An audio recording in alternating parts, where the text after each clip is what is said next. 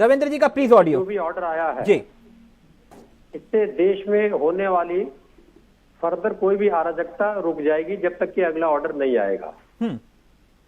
अब अगर आप भारत खोदो अभियान जारी रखिएगा तो उन जमीनों से मंदिर मस्जिद निकल सकते हैं, अनाज नहीं निकलेंगे, नौकरियां नहीं निकलेंगी, स्वास्थ्य सेवाएं नहीं निकलेंगी, निर्यात नहीं निकलेगा, आयात निर्यात घाटा जो बढ़ रहा है वो नहीं कम नहीं होगा।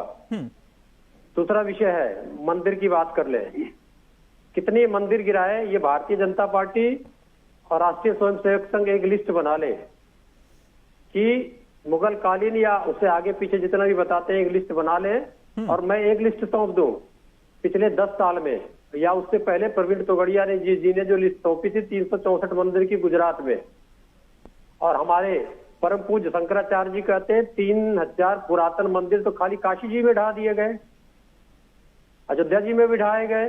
तो भारतीय जनता पार्टी के नेतृत्व में पिछले 10 साल में लगभग 10,000 मंदिर ढाए गए हैं विकास के नाम पे।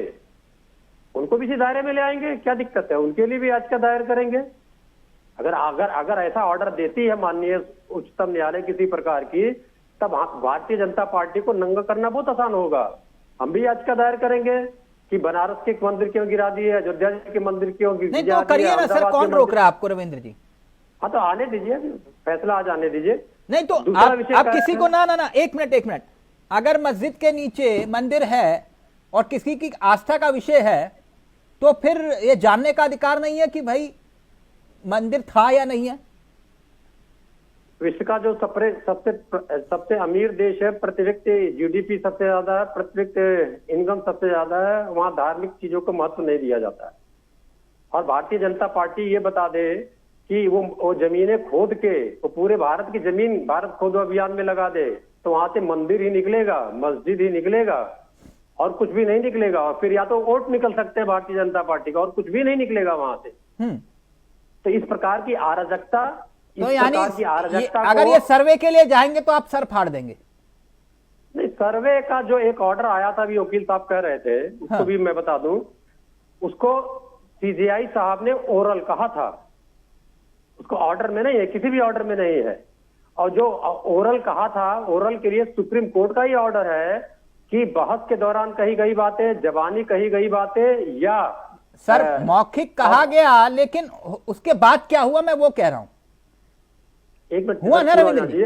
नहीं, ये कानून से संबंधित बहुत महत्वपूर्ण बात है क्योंकि वकील साहब ने कहा है। हाँ। तो और ऑब्जर्वेशन की बातों को आप जजमेंट मत मानिए, जजमेंट केवल होता जो जब जजमेंट में लिखा जाएगा। मैं ये कह रहा हूं कि सर अगर सर्वे का आदेश भी हो गया तो फिर संबल ही होगा ना, कुल मिलाकर ये है। अब ये तो चाहते ही हैं। नहीं तो आप क्या चाहते हैं?